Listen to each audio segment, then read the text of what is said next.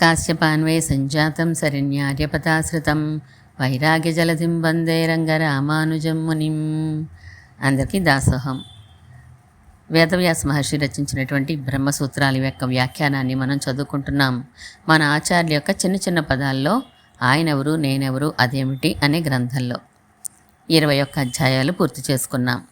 21వ అధ్యాయంలో సత్యజ్ఞానమనంతం బ్రహ్మ అనే శృతి గురించినటువంటి చర్చ నడిచింది.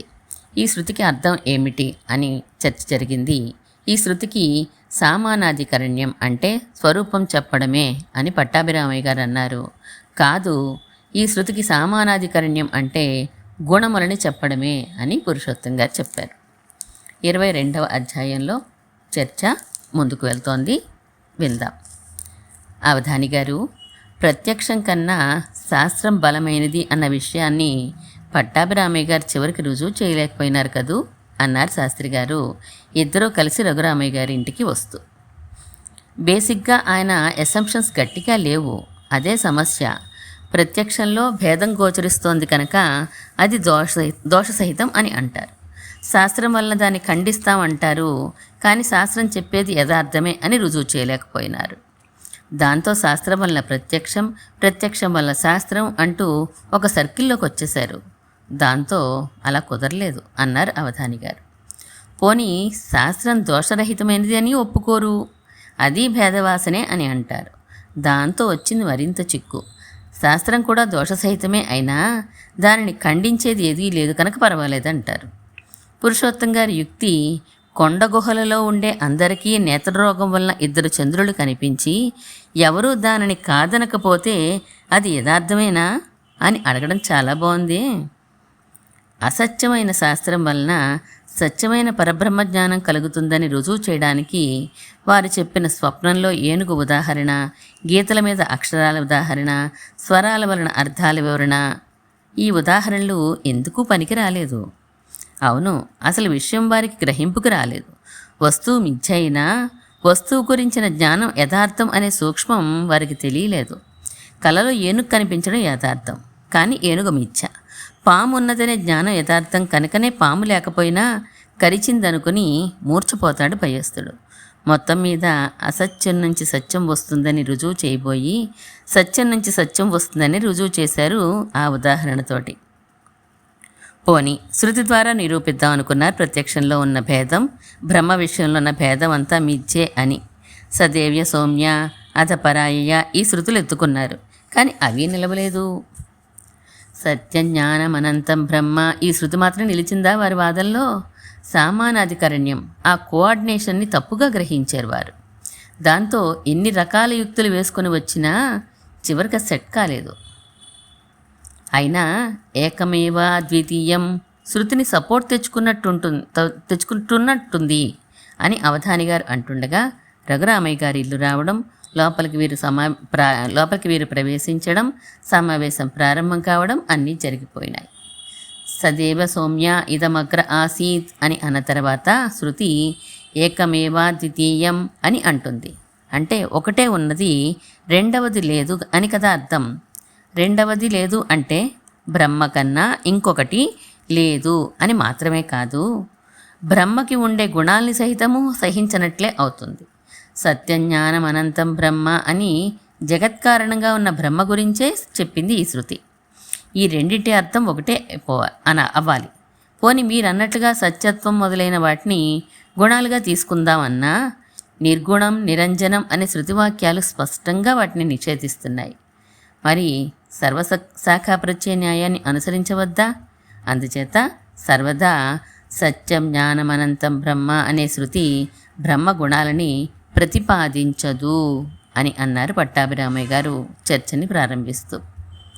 పురుషోత్తం గారు, మీరు సదేవ సౌమ్య శృతిని చెప్పినప్పుడు ఆ శృతికి అర్థం జగత్తుకి రా మెటీరియల్ పరబ్రహ్మాని కదూ చెప్పారు, కన్ఫర్మ్ చేసుకోవాలని అడిగారు డాక్టర్ గారు. అవును, కుండకి రా మెటీరియల్ మట్టెలాగో అలాగే జగత్తుకి ఉపాదాన కారణం అదే రా మెటీరియల్ బ్రహ్మమే అని చెప్తోంది ఈ శృతి. ప్రకరణం కూడా అదే అన్నారు పురుషోత్తం గారు. ప్రకరణం అంటే డాక్టర్ గారు అడిగారు మళ్ళా. ప్రకరణం అంటే నా ఉద్దేశం ఆ సంబంధించిన విషయమే నడుస్తున్న చాప్టర్, విభాగం అని. జగత్తుని తయారు చేయడానికి వేరొక వస్తువు లేదు, వేరొక కారణం లేదు అని చెప్తుంది. ఏకమేవా ద్వితీయం అన్న శృతి భాగం. అలాంటి విచిత్ర శక్తినే ఆ తర్వాత వాక్యాలలో తదైక్షత బహుశ్యాం ప్రజాయేయా, ఆ బ్రహ్మ సంకల్పించెను అనేకములుగా అగుదును అన్నిన్ని. తత్తేజో అసుజత, ఆ బ్రహ్మ తేజస్సుని సృష్టించెను అని వివరిస్తాను అన్నారు పురుషోత్తం గారు. అద్వితీయం అంటే రెండవది లేనిది అని కదా అర్థం. దానిని మార్చి రెండవ కారణం లేదు అని ఎలా సాగదీయగలరు అడిగారు పట్టాభిరామయ్య గారు. చెప్తాను. సదేవ సౌమ్య ఇదమగ్ర ఆసీత్ అన్నది శృతి.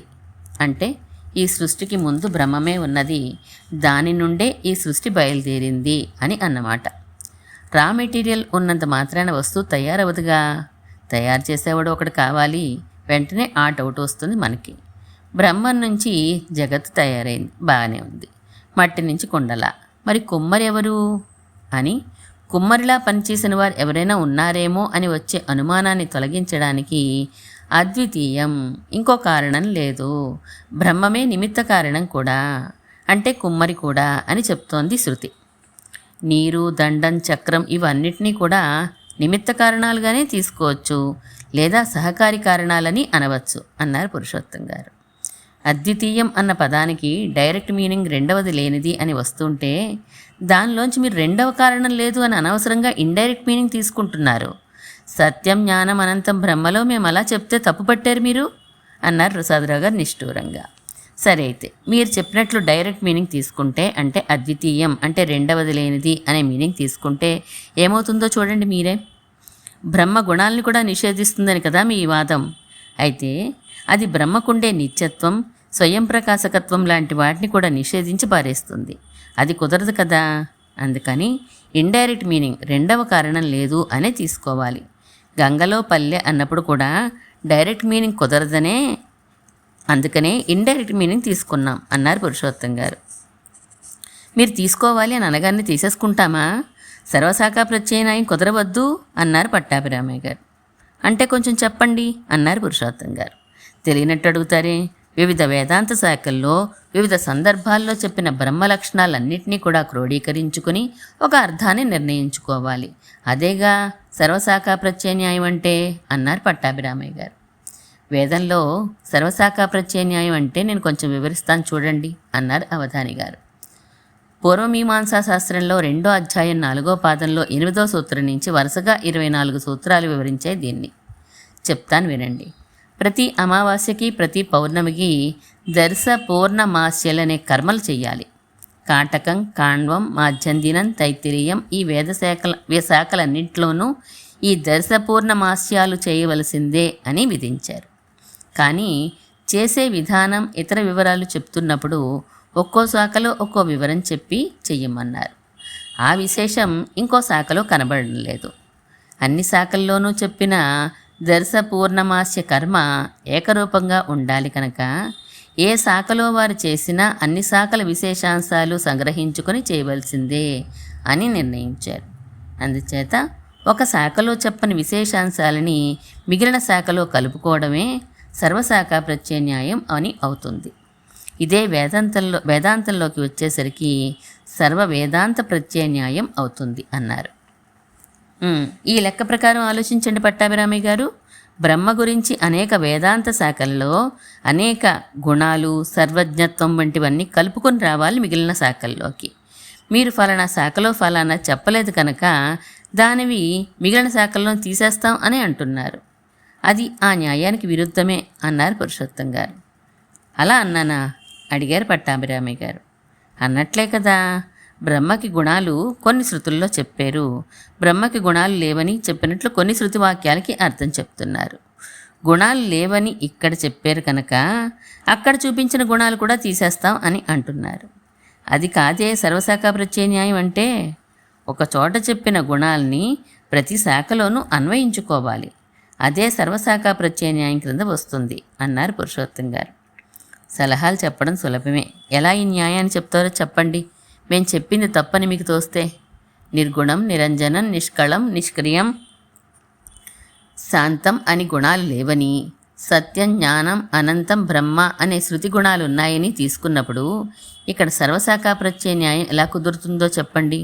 మీరు చెప్పిన పద్ధతి ఒక శాఖలో చెప్పింది కాకుండా ఇంకో చోట అధికంగా చెప్తే చేయవచ్చు. ఇక్కడో అది కాదే పరిస్థితి. ఉన్నదని ఒక చోట చెప్పిన వాటిని లేవని ఇంకొక చోట చెప్తోంది. ఇది ఎలా అన్వయిస్తారో మీరు అన్వయించండి ఆ న్యాయం ప్రకారం అన్నారు పట్టాభిరామయ్య గారు. ఎందుకు చెప్పలేం? ప్రపంచం స్వభావం వేరు, బ్రహ్మ స్వభావం వేరు అని మీరు ఒప్పుకుంటున్నారు కదా. ప్రపంచం అంటే ప్రకృతి, అలాంటి ప్రకృతికి సంబంధించిన గుణాలు బ్రహ్మకి లేవు అని నిర్గుణ శృతులని ఇంచక్కా వ్యాఖ్యానించుకుంటే సగుణ శృతులన్నీ అప్రాకృతమైనవి, శోభని కలిగించేవి అయిన గుణాలు బ్రహ్మకి ఉన్నాయి అని చెప్పవచ్చు కదా. ఇక్కడ అన్ని శృతులని అంగీకరించినట్లయింది. వేదానికి ఇంక దోషాన్ని అంగీకరించి ఆ అవిద్య అనే దోషాన్ని వదుల్చుకోలేక ఆ దోషం వలన కలిగిన భేదజ్ఞానంతో చెప్పినవి సగుణ శృతులు అని అనుకొని ఆ శృతులను నిర్లక్ష్యం చేయవలసిన అవసరం మరి లేదు. అప్పుడు ఇంక వేదం అంతా ప్రమాణమే, దానికి దోషమే లేదు. అది సత్యం, సత్యవస్తువుని బోధిస్తుంది. మీరు ఆ సగుణ శృతుల్ని తీసేయాలని నిర్ణయించుకుని అవి ఎందుకున్నాయని ఆలోచించి భేదవాసన కల్పించి వేదానికి దోషాన్ని అంటగట్టి అసత్యమైన వేదం నుండి సత్యమైన బ్రహ్మజ్ఞానం వస్తుందని రుజువు చేయలేక ఎందుకంత కష్టపడుతున్నారు? సగుణవాక్యాలైనా నిర్గుణవాక్యాలైనా వేదంలోవే. ఒకటి ప్రమాణం, ఇంకొకటి అప్రమాణం ఎలా అవుతుంది? ఒకటి అభేద జ్ఞానం, ఇంకొకటి భేదవాసన ఎలా అవుతుంది అన్నారు పురుషోత్తం గారు. చాలా బాగుంది పురుషోత్తం గారు ఈ వాదం అన్నారు రఘురామయ్య గారు. చాలా రీజనబుల్గా ఉంది, వెరీ గుడ్, వెరీ గుడ్ అని కలిపారు. కన్విన్సింగ్గా ఉంది కదూ అన్నారు ప్రసాదరావు గారు పట్టాభిరామయ్య గారి వైపు చూసి. తాతగారు అర్థమైంది, కానీ మరి కొంచెం వివరించి చెప్పండి అని అడిగింది వినీత. చెప్పేటప్పుడు ఇలాంటి మరికొన్ని శృతుల ఉదాహరణలు కూడా కలపండి పురుషోత్తం గారు అన్నారు డాక్టర్ గారు. అన్నయ్య గారు ఆ శృతుల అర్థాలు కూడా చెప్తూ ఉండండి అన్నారు శకుంతలమ్మ గారు. వినండి. విజ్ఞాన ఘన ఏవా ఇలాంటి శృతులు బ్రహ్మస్వరూపాన్ని జ్ఞానం అని నిర్దేశిస్తున్నాయి. అంత మాత్రం చేత జ్ఞానమే తత్వము అని అనుకోకూడదు. ఎందుకంటే సర్వజ్ఞ, సర్వవిత్ ఇలాంటి శృతులు ఆయనకి జ్ఞానం గుణంగా ఉన్నది అని చెప్తున్నాయి. జ్ఞానానికి జ్ఞానం గుణం ఏమిటి అన్నది ఇదివరకే వివరించాను కదా. మణి, సూర్యుడు, దీపం ఇవన్నీ తాము స్వయంగా తేజోద్రవ్యాలు అవుతూనే తమ ప్రభ అనే తేజోద్రవ్యానికి ఆశ్రయాలు అవుతున్నాయి. చాలా శృతులున్నాయి బ్రహ్మకి జ్ఞాతృత్వం వంటి గుణాలు ఉన్నాయని చెప్పడానికి. సర్వజ్ఞ, సర్వవిత్. ఏ బ్రహ్మం సమస్త పదార్థముల స్వరూపములను వాని విధములను తెలుసుకున్నదో తదైక్షత ఆ బ్రహ్మ ధ్యానించెను.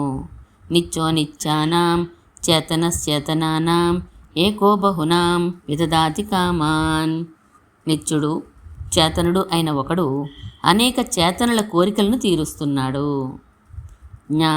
జ్ఞౌ ద్వావజ వీసవి నీసౌ. ఒకడు సర్వజ్ఞుడు, ఒకడు అజ్ఞుడు, ఒకడు ఈశ్వరుడు, ఒకడు కానివాడు. అయినా ఈ ఇద్దరు కూడా పుట్టుక లేనివారు. తమీశ్వరాణం పరమం మహేశ్వరం తందైవతానాం పరమంచ దైవతం పతిం పతీనాం పరమం పరస్తాత్ విదామదేవం భువనే సమీడ్యం. ఈశ్వరులకి ఈశ్వరుడైనవాడు, దేవతలకి దేవత అయినవాడు, అధిపతులకు అధిపతి అయినవాడు, సమస్త లోకములకు అధిపతి అయినవాడు, స్తోత్రము చేయదగిన వాడు బ్రహ్మను ధ్యానించదము గాక. నతస్య కార్యం కరణంచ విద్యతే నతత్సమశ్చ అభ్యధికశ్చ దృశ్యతే పరాశ శక్తి వివిధైవ శ్రూయతే స్వాభావికి జ్ఞానబలక్రియాచ. అతడు ప్రాకృత శరీరరహితుడు, ఇంద్రియరహితుడు, అతనితో సమానమైనవాడు, అతని కంటే అధికుడును లేడు. అతనికి గొప్పదియును అనేక విధములు అగు శక్తి కలదు. స్వభావ సిద్ధములైన జ్ఞానమును, బలమును, క్రియను కలదు అన్న శృతులన్నీ నేను చెప్పిన దానికి నిదర్శనాలే. ఇక ఏష ఆత్మ అపహతపాత్మ విజరో విమృత్యు విశోకో విజిగిత్సో అపిపాస సత్యకామ సత్యసంకల్ప. ఈయన పాపములు లేనివాడు, ముసలితనం లేనివాడు, మరణం లేనివాడు, దుఃఖం లేనివాడు, ఆకలి లేనివాడు, దప్పిక లేనివాడు, సత్యకాముడు సత్య సంకల్పుడు అన్న శృతికి చూడండి, స్పష్టంగా జ్ఞాతృత్వం మొదలైన స్వభావహమైన గుణాలన్నీ ఉన్నాయని, ప్రాకృతమైన అంటే హేయమైన నీచమైన తక్కువ అయిన గుణాలు లేవని చెప్తోంది. ఈ వాక్యంలో అపహతపాత్మ అని మొదలుకొని అపిపాస అన్నంత వరకు ప్రాకృతం, ప్రకృతి సంబంధమైన గుణాలు బ్రహ్మకి లేవని చెప్పి, అప్రాకృతం దివ్యం అయిన గుణాలని సత్యకామ సత్య సంకల్ప అని వివరిస్తోంది. అందుకని సగుణ నిర్గుణ వాక్యాలు ఒకే శృతిలో ఉన్నా పరస్పరం బాధించుకోలేదే. ఇక వేరే వేరే శృతులలో ఉంటే ఎలా బాధించుకుంటాయా? భీష్మ అస్మాద్వాతః పవతే. ఈ పరబ్రహ్మ భయం వలన వాయువు వీస్తోంది అంటుంది శృతి. అన్న తర్వాత ఇంకా బోలెడు గుణాలను చెప్పి ఆనందం అనే గుణం ఎంతుందో లెక్క వేయడానికి ప్రయత్నించి తేయే సతం అంటూ ప్రారంభించి చివరికి అబ్బో చాలా ఎక్కువ అన్నట్లుగా యతో వాచో నివర్తంతే అప్రాప్య మనసా సహా ఆనందం బ్రహ్మణో విద్వాన్. వాక్కులు కానీ మనస్సు కానీ బ్రహ్మ ఆనందాన్ని ఇంత అని తెలుసుకోలేకపోతున్నాయి. అలాంటి బ్రహ్మానందాన్ని ఎరిగినవాడు అని స్పష్టంగా అంటుంటే మరి ఇదంతా అసత్యమేనా? సోస్నుతే సర్వాన్ కామాన్ సహ బ్రహ్మణ విపశ్చిత. మోక్షం పొందినవాడు పరబ్రహ్మతో కలిసి అన్ని గుణాలని అనుభవిస్తున్నాడు.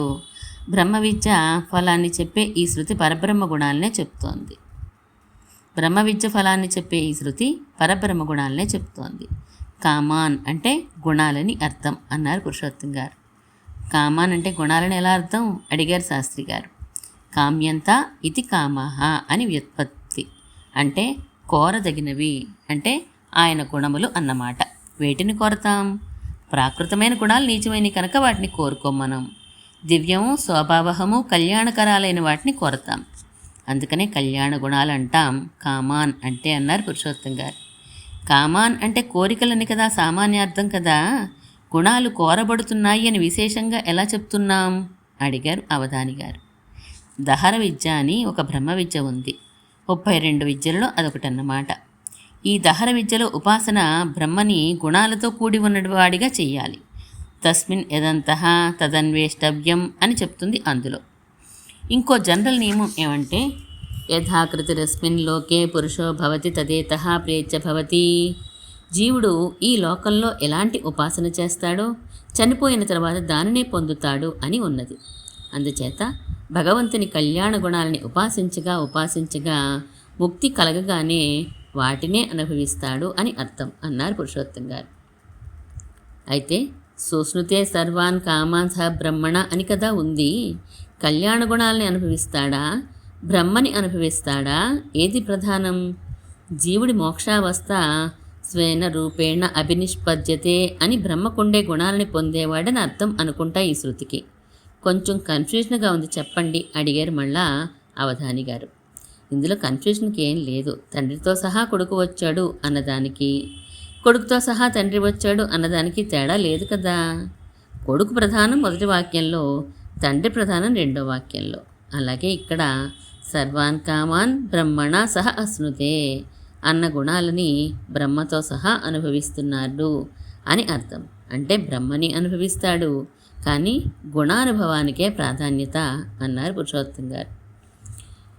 ఈ వివరణ కొంత బాగానే ఉన్నా యస్యా మతం తస్య మతం అనే శృతిని, అవిజ్ఞాతం విజానతాం అనే శృతి వాక్యాన్ని ఏం చేస్తారు? బ్రహ్మ అనేవాడు జ్ఞానానికి విషయం అవడని కదా వాటి అర్థం అన్నారు పట్టాభిరామయ్య గారు. అన్నయ్య గారు అర్థం చెప్పకపోతే మాకంతా గ్రీక్ అండ్ లాటిన్ అన్నారు శకుంతలమ్మ గారు నవ్వుతూ. నవ్వి పట్టాభిరామయ్య గారు, ఇది కేనోపనిషత్తులోదమ్మా. యస్య అమతం తస్య మతం, మతం యస్య నవేదసః, అవిజ్ఞాతం విజానతాం, విజ్ఞాతం అవిజానతాం అని పూర్తి మంత్రం. దీని అర్థం ఏంటంటే ఎవరు బ్రహ్మని తెలుసుకో సాధ్యం కాదని భావిస్తారో వారే తెలిసినవారు. ఎవరు తెలుసుకో సాధ్యం అయింది అని అనుకుంటారో వారికి యథార్థం తెలియదు. తెలుసుననే వారికి తెలియదని, తెలియలేదు అని అనుకునే వారికి తెలుసునని అర్థం. మరి ఇంత స్పష్టంగా బ్రహ్మ ఇంకొక జ్ఞానంలో గోచరం కాదు అని శృతి చెప్తూ ఉంటే బ్రహ్మని ముక్త పురుషుడు గుణాలతో సహా అనుభవిస్తాడని ఎలా చెప్తారు? బ్రహ్మ అంటే నిర్విశేషమని, సత్ అనే అనుభూతి మాత్రమే అని నేను నిరూపించాను కదా. ఆ అనుభూతి ఇంకో జ్ఞానంలో గోచరించదు అంటే అర్థం ఇదే. నేను చెప్పినట్లుగా అయితేనే ఈ యస్యామతం శృతి సరిపోతుంది అన్నారు పట్టాభిరామయ్య గారు. మీరన్నదే ఈ శృతికి, అంటే యస్యామతం అనే శృతికి అర్థమైతే, అంటే బ్రహ్మ ఇంకొక జ్ఞానంతో గోచరించడు అనేదే ఈ శృతి అభిప్రాయం అయితే, బ్రహ్మ విదాప్నోతి పరం, బ్రహ్మని తెలుసుకున్నవాడు గొప్ప పదవిని పొందుతాడు. బ్రహ్మవేద బ్రహ్మైవ భవతి, బ్రహ్మని తెలుసుకున్నవాడు బ్రహ్మ లాంటి వాడే అవుతాడు అనే శృతులలో చెప్పింది ఏం కావాలి మరి? బ్రహ్మని తెలుసుకోవడం అనేది ఉన్నట్లే కదా. అందుచేత యస్యామతం అన్న శృతికి అలా అర్థం చెప్పుకోకూడదు, చేసుకోకూడదు. కేనోపనిషత్ ద్వితీయ ఖండంలో వచ్చే ఈ శృతి వాక్యం ముందర మరో 2 వాక్యాలున్నాయి. గురు శిష్య సంవాదంగా చెప్తారు కూడా వాటిని రెండింటినీ. ప్రథమ ఖండంలో కొంత బ్రహ్మ విచారం జరిగిన తర్వాత ఈ ఖండంలో గురువుగారు శిష్యుణ్ణి హెచ్చరించడంతో యస్యామతం అనే వాక్యం బయలుదేరుతుంది. ఇక్కడ దీని అర్థం, అనంతమైన బ్రహ్మస్వరూపాన్ని సంపూర్ణంగా తెలుసుకోవడం సాధ్యం కాదు కనుక నాకు తెలిసిపోయింది అన్నవాడు తెలియనివాడి క్రింద, తెలియలేదు అన్నవాడు తెలిసిన వాడి క్రింద జమ అవుతారు.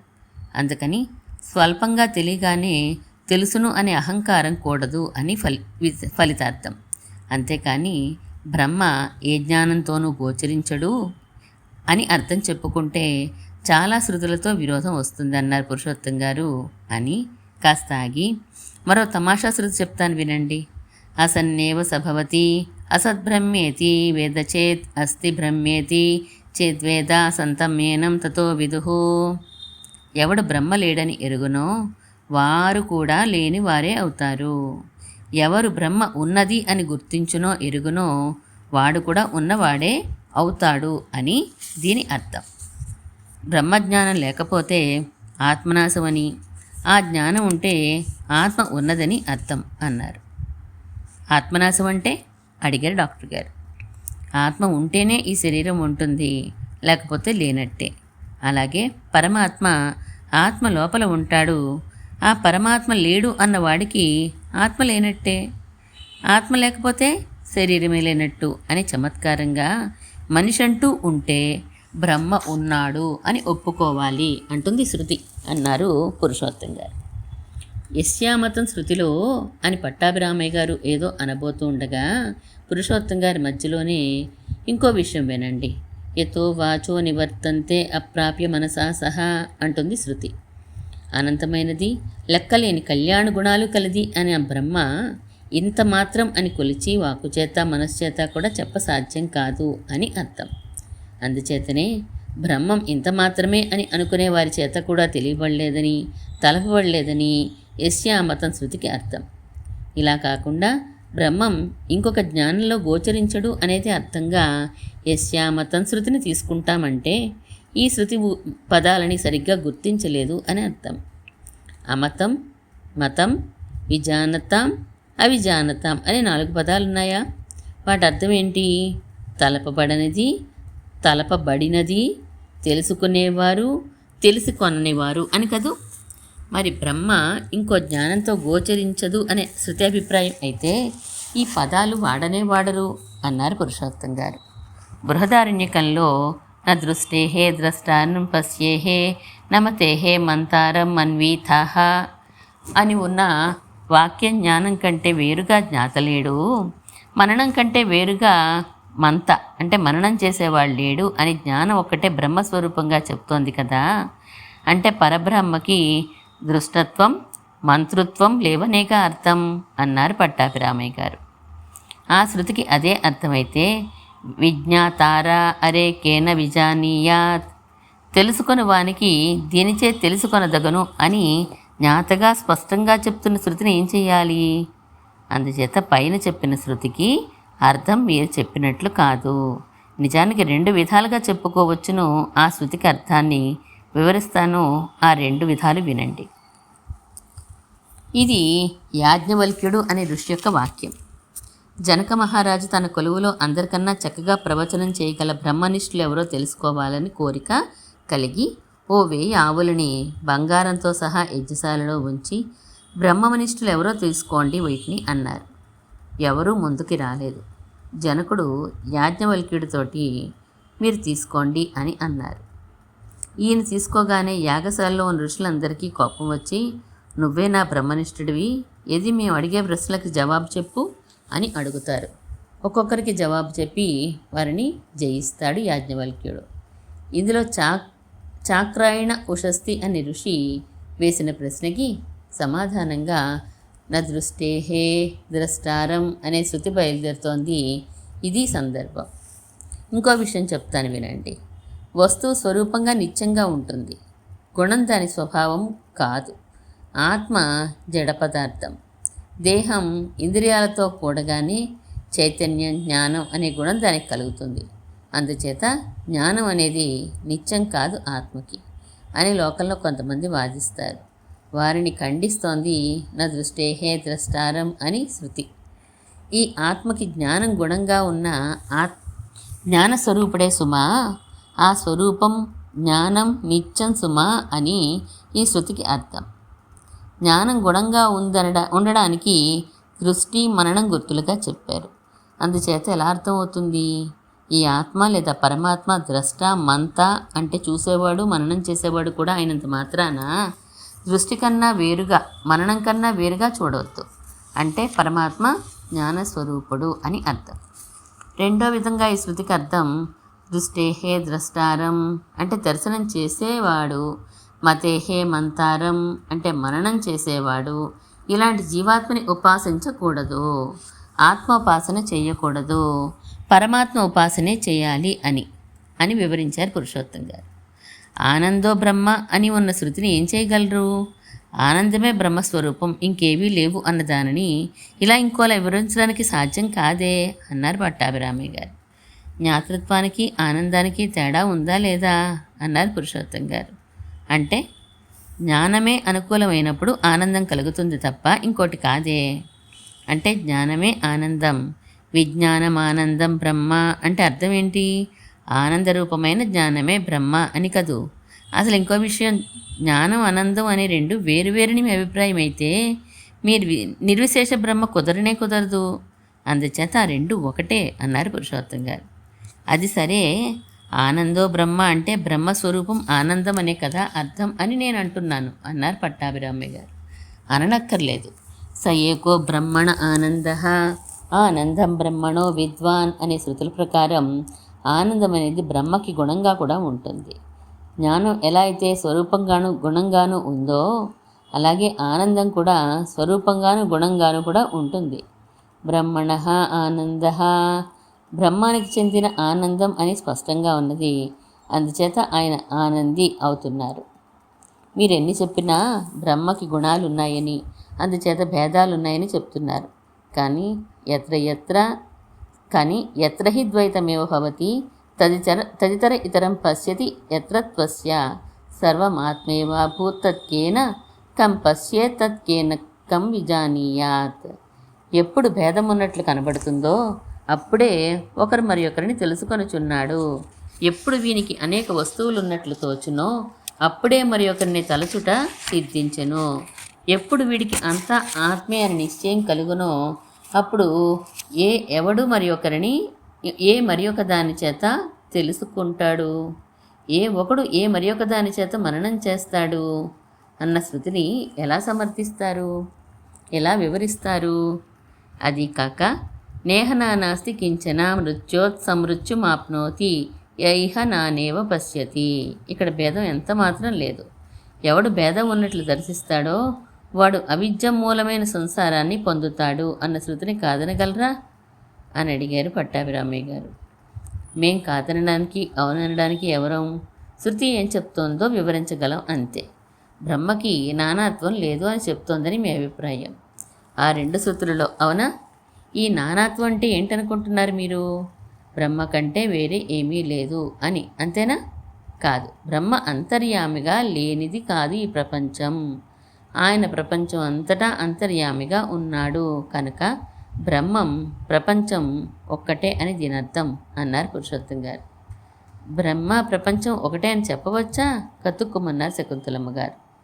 ఈ దేహంలో ఆత్మ ఉన్నది, ఈ రెండు కలిసే చలిస్తున్నాయి, వీటిని ఒకటిగా వ్యవహరించడం లేదు.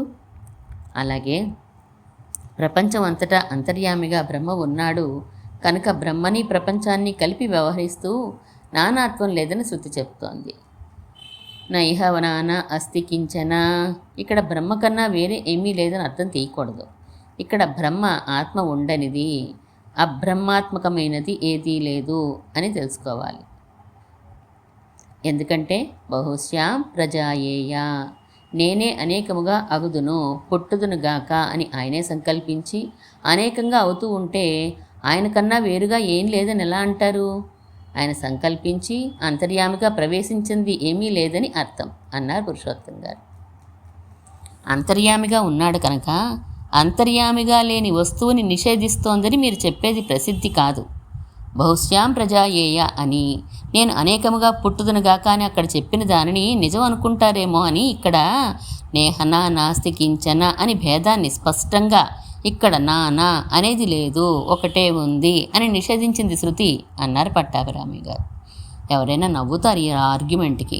సృష్టి అనేది ఎలా జరిగిందని ప్రత్యక్షం వలన కానీ అనుమానం వలన కానీ తెలియదు కనుక శబ్ద ప్రమాణంగా బహుశ్యాం ప్రజాయేయ అని సృష్టి విధానాన్ని అంతని బోల్డన్సేపు చెప్పిన తర్వాత అదే శృతి ఆ విషయాన్ని నిషేధిస్తోందంటే నమ్మశక్యమా? అందుకని అలా తాను వివిధముగా పుట్టినా ఆ పుట్టినవి తనకన్నా వేరు కాదు, తాను అందులో అంతర్యామిగానే ఉంటాను అనే అర్థమే ఈ శృతికి సరసం అన్నారు పురుషోత్తం గారు. మీరనేది ఒప్పుకుందాం అనుకున్నా యదా ఏ వైష ఏతస్మిన్నంతరం కురుతే అత తస్య భయం భవతి, బ్రహ్మమునందు భేదమున్నదను వానికి సంసార భయం కలుగుతుంది అని అంటోంది కదా అన్నారు పట్టాభిరామయ్య గారు. భయం ఎందుకు కలుగుతుంది? బ్రహ్మని తెలుసుకున్న వాడికి శాంతి కలగాలి, కానీ భయం ఎలా కుదురుతుంది? సర్వం కల్విదం బ్రహ్మ తజ్జలాన్ ఇతి శాంత ఉపాసీత అనే శృతి ఏం చెప్తోంది? అంతా బ్రహ్మని అంతర్యామిగా కలిగి ఉన్నది, ఆ బ్రహ్మ వలననే సృష్టి, దాని వలననే రక్షణ, దాని యందే లీనం అవుతుంది జగత్తు అని శాంతచిత్తుడై ఉపాసన చెయ్యాలి అని క్లియర్గా ఉంటే అలా ఎలా చెప్తున్నారు? సుర నర తిర్యక్ స్థావర రూపమైన ఈ సమస్తము ఆయన అంతర్యామిగా కలిగి ఉన్నదన్న భావమే శాంతిని కలిగిస్తుందని కదా ఈ వాక్యం తాత్పర్యం. ఇక భయం దేనికి అన్నారు పురుషోత్తం గారు. ఏమో అదెందుకో మీరు చెప్పండి చూద్దాం. యదా ఏ వైష ఏతస్మిన్నంతరం కురితే అద తస్య భయం భవతి అని డైరెక్ట్గా భేదం చూపిన వాడికి భయమే సంసారమే అంటోంది అన్నారు పట్టాభిరామయ్య గారు.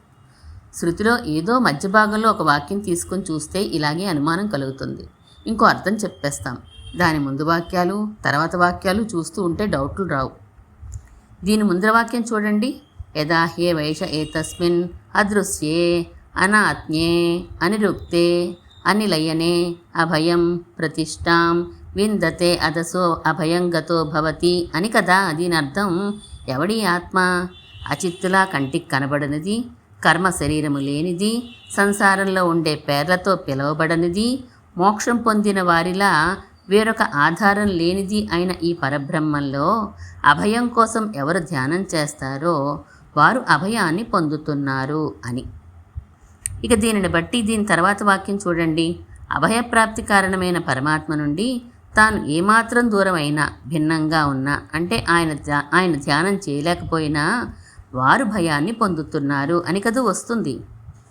గారుడ పురాణంలో యన్ముహూర్తం క్షణం వాపి వాసుదేవో న చింత్యతే సా హాని తత్సుమహచ్చిద్రం సా భ్రాంతి సా చ విక్రయ అనే మహర్షుల వచనం దీన్ని దృఢపరుస్తుంది. ఒక్క ముహూర్తకాలం వాసుదేవుణ్ణి తలవకపోయినా అదే హాని, అదే ఆపద, అదే భ్రాంతి, అదే చిత్తవైకల్యం.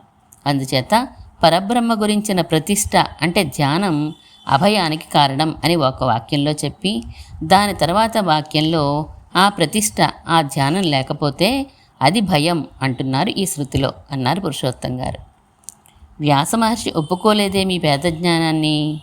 325వ సూత్రం అయిన నస్థానతోపి ఉభయలింగం సర్వత్రహి అనే దానిలోనూ 317వది అయిన మాయా మాత్రంతు కార్స్నేన అనభివ్యక్త స్వరూపత్వాత్ అనే సూత్రంతో అభేదాన్నే ప్రతిపాదించారే అన్నారు పట్టాభిరామయ్య గారు.